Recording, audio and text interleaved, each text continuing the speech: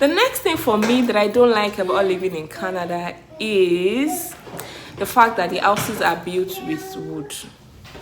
And this may not really be a problem until you have to live in a place where somebody is living above your apartment or somebody is living under your apartment. So either way, either you are living above somebody or somebody is living above you, it is not nice because it is a wood house. I remember how much we had to shout, like scream, don't run, stop stomping, stop running, stop, all because we're trying to get our kids not to stomp the floor and disturb the people that were living under us. Like, of course, if it's a cement house, how will the noise of stomping get to except it's a giant that is walking? But here, because it's wood, when something drops on the floor, it affects the person that is living on downstairs. Like, the person can hear the sound. Like, there are times you'll be like, okay, why is this person? And sometimes it's not like the person that is stomping or person that dropped. Of course, when something drops, is it that I intentionally dropped it? Yeah, I won't intentionally drop something because I don't even know who is living under my apartment, so I don't even have anything against them. But the fact is, when those things drop, it affects the people. And you're not doing these things intentionally. Somebody is just walking their walk in the apartment on top of your own, and it's like the person is banging the floor, and the person, in all honesty, might have just been walking. And are we supposed to crawl? Are we supposed to, just walking? And sometimes the floor creaks. You know how you're stepping on. And I think I've experienced this. There were houses in Nigeria that had wooden staircase. When you walk on those type of staircase, there's this creaks, that you hear on the floor as you walk. In Canada houses too, there are some houses you get to that you will hear creaks as you are walking. You hear crank crank, and sometimes you even want to sneak up on somebody, but no, the floor will not allow you to sneak up. So the fact that the houses are built, and I heard it's because the wood kind of helps with the cold, because we have more cold months than we have the normal than we have the warm months. So the wood has actually materials that help with the cold. They help prevent cold better than cement. That is what I heard. But I don't know. Well, of course, we cannot say because we don't want to disturb people under us or let people above us disturb us that we should go and live in cement houses that they say if in the cold, like, you can't live in cement houses because you can freeze to death no matter how much heat you are trying to bring into your house. So it's like a preventive measure to ensure that we are still able to live comfortably despite the cold. But sometimes it can be like, I know my kids were just tired of hearing, don't run, don't stomp, stop running, don't run. Gosh, I also don't like that, but it's something we have to deal with. Wood houses, creak, creak, creak. It is what it is. The next thing for me that I don't like about living in Canada is the fact that children cannot start school until they are 5. And even at age 5, guys, it is 2 days. 3 days alternate, Abby. Let me explain what I mean. So it is 2 days per week, and 1 day is alternate. So 2 days, and the 3rd day is alternate, like bi-weekly. So if your child goes to school for the 3rd day this week, they will not go for the 3rd day next week. So it is, maybe we'll say 2.5 days. Abi, what are we going to call it? Like, it's 2 days this week, 3 days next week. That's where I will explain it. 2 days this week, 3 days next week, at age 5. And so because of this system of the child cannot start school until they are 6, basically 6, because even at age 5, you still have to look for a crèche. You still have to get your child into a crèche, because on the days when they are not going to school, where do you put them? There's a age that children can stay in the house by themselves. And I think for children to be able to stay in the house by themselves, your first, or the person that will be watching over them, has to be at least 11, I think. I think 11. And even that child that would be staying with with the siblings must take a course to show that he is able to take care of the siblings when the parents are not. We had someone that came in before us, and she has 2 kids, and the first child was actually, I think, 12 when they came in. She told me he had to take a course. He had to do a test or something, for them, or a course. Was it a test? I can't remember, but he had to do something before he could stay at home with his siblings when the parents are not around. So until your first child is that age, 11, 12, before you can start leaving your kids at home. And I think there's even a kind of age that you can live at home with siblings. So the fact that education is just, I remember that before we left Nigeria, they were already trying to put my youngest in a class, in a maybe, what's it called, playgroup class or something. It was in the crèche of a school. And the school, once they see that there are some people in the crèche that are becoming, baba in the crèche, they just, tell their parents, we'll be putting this child in the crèche, and maybe for that term, you still pay crèche fees.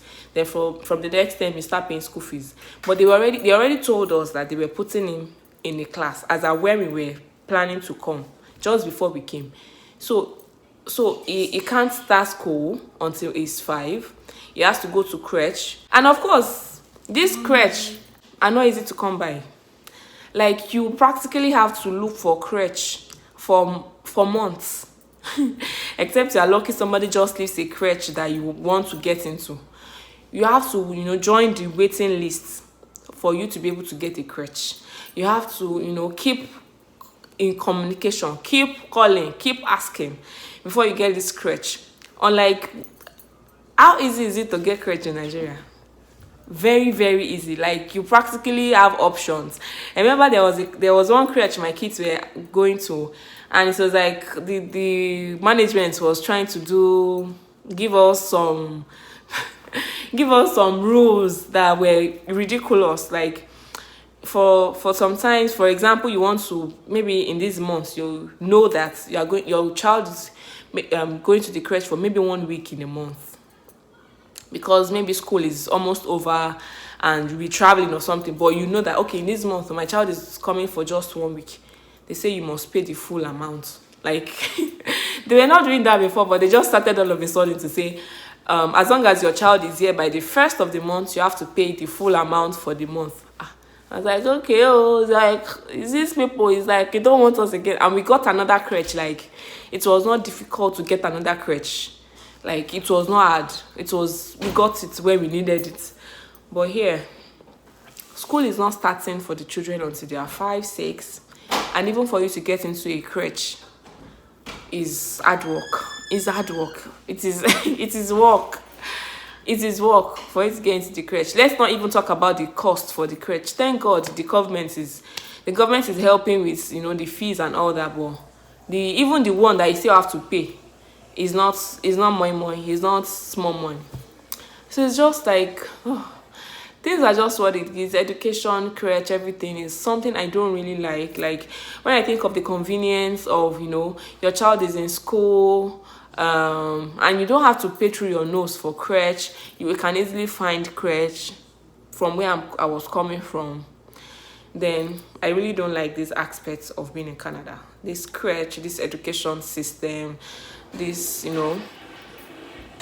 So it's like it is from age 6 that your child can actually start school. Like, start proper morning to afternoon school. I don't like that about Canada. Maybe because it's not convenient for me, because you have to, as a parent, you have to go to work. And so you have to think of, different kinds of, put a lot of things into place to ensure that your kids are safe while you're at work. I don't like that about being here. I don't like that about being here. And the last but not the least is this thing that I will not talk about it. I'll just tell you that, when we started, I said there's a reason I'm wearing these clothes to film this video. It is because very, very soon, this kind of clothes it will be like, it's like you want to die if you wear this kind of clothes. Like, you'll be asking yourself, did I sign a death warrant that I did not know? Did I sign something that says that very soon this kind of clothes, you cannot, very soon, and as I'm saying it, I think you should be understanding, very soon you can't wear this kind of clothes again. Very soon. Very, very soon. You're already preparing for when the soon will come to. Very soon you can't. Very soon we have to start bundling up. Very soon we have to start doing layers, layers and layers, and get heavy. Like, it's actually all these winter gears are actually heavy, and it's because it's just they are trying to help you keep warm. The wool, they are heavy, and very soon we'll start with the heavy things. So this my African attire will very soon not have a place. Like, we'll have to, when we get to that time, all these kinds of clothes, we'll have to pack them and put them in a box. And it's the same thing we did for our winter gears, actually. When summer started, when we started seeing the sun and all that, we packed all our winter gears and kept them, like, in a bag for clothes that we are not wearing in the next few months. So very soon now, we'll have to bring out those ones that we kept earlier and pack all these ones into that bag, pack all our light shirts, our summer clothes. We'll have to pack it until the next summer. And the prayer is that by the time we are bringing them out, it should still size us. Most likely for the kids, by the time we are bringing the summer clothes out, most likely it will not be their sizes again.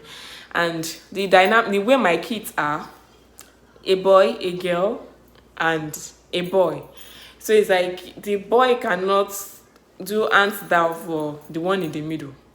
And it will still be too big for a long time for the last one. So it's just what it is. By the time we are, so by the time we are bringing out summer clothes, back when winter is gone and summer is back, most likely their own clothes will not fit again. But most likely, maybe for the parents, our clothes should still fit. It should. We are expecting that clothes should still fit. But very soon we'll be packing away all these our nice Iro and Boba. It's not Iro and Boba, it's a blouse and all these our African attires, sha. Very soon we'll have to pack away all these our African attires and pack them, like keep them to say, thank you, we are finished work for now. See you next year. Yeah, exactly, see you next year. That's true. If we pack our summer clothes now, we are telling them see you next year, because by the time cold starts, we don't get to see the sun again until the next year.